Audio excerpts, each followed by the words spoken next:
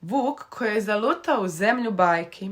Kada se toga jutra Vuk probudio, sunce je već bilo visoko na nebu. Bio je to savršen dan za veliku proljetnu užinu u šumi.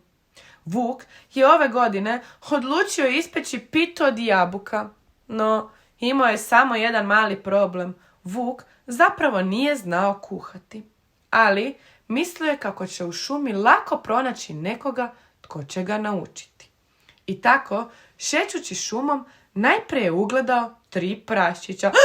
Vidite, ono je Vuk! Brzo, bježi, poješće nas! Ma ne brinite, dečki, ne brinite, neću vas pojesti. Nego što? Onda ćeš samo puhati, otpuhat ćeš naše kućice. Ma ne, zapravo, ja bi samo želio naučiti kuhati. Želio bi napraviti pitu od jabuke. Pitu od jabuke. Pa, mi ti zapravo možemo dati recept od naše tete Ružice, ali ako želiš recept, onda nam moraš pomoći izgraditi naše 3 kućice.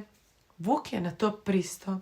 Krenuo je graditi i kad je završio, dobio je recept tete Ružice.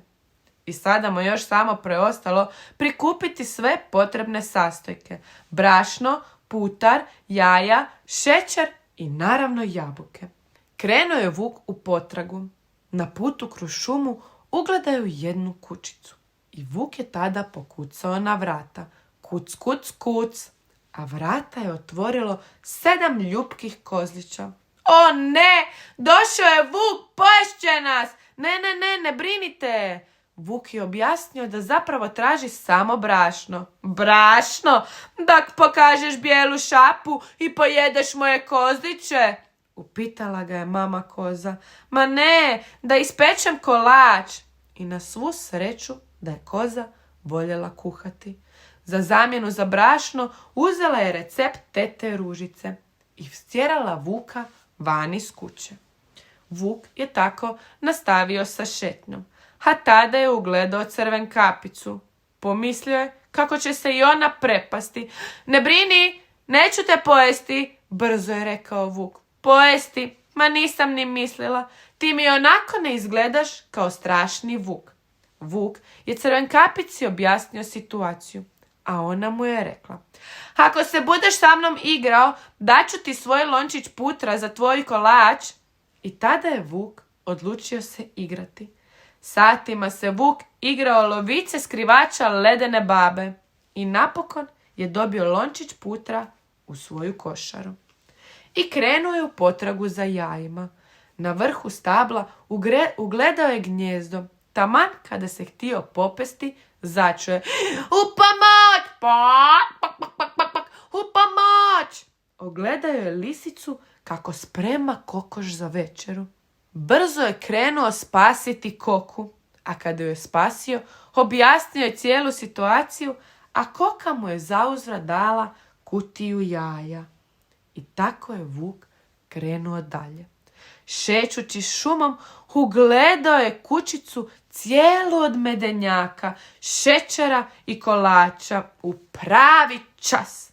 Treba mi šećer za moj recept, rekao je Vuk, ali tada su se pomalo otvorila vrata. Gric, gric, gric, tko to gricka moju kućicu? Rekla je strašna vještica. Vuk, ma pretvorit ću ga u pile, to će mi biti ukusnije. U pile, nećeš! I Vuk je brzo potrčao. Na svu sreću stigao je ugrabiti komad šećera. I tako, bježeći od stare vještice, došao je do jedne nove kolibe. Brzo je otvorio vrata i ušao u kolibu da se sakrije, a tamo ga je dočekala Snjeguljica. Vuk je odmah sve objasnio Snjeguljici. Snjeguljica mu je rekla: Pa naravno da ti se to sve desilo. Ti si u šumi bajki, a sada izvoli krasnih jabuka za tvoj kolač. Vuk je uzeo jabuke, dobro ih i pogledao i zatim pogledao Snjeguljicu. Ma ne brini, Vuče, zla kraljica ih nije dirala. Vuk njoj je zahvalio, a ona je Vuka odvela do njezinog ogledalca. Ogledalo, ogledalce moje, najzgodniji vuk na svijetu, tko je? Ovo je najzgodniji vuk, reklo je ogledalce. Vuk je bio presretan, uzeo je jabuku i krenuo je kući da pripremi kolač.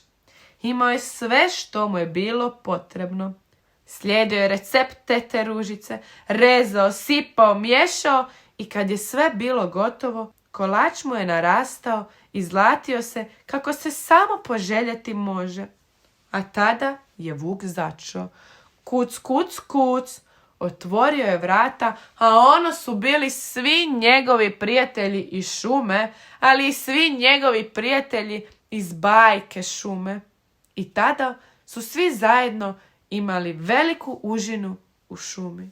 Vuk je bio sretan, a njegov kolač je zapravo bio i najbolji. Čiča miča, gotova je priča. Bog, pozdravlja vas vaš prijatelj Zmajo.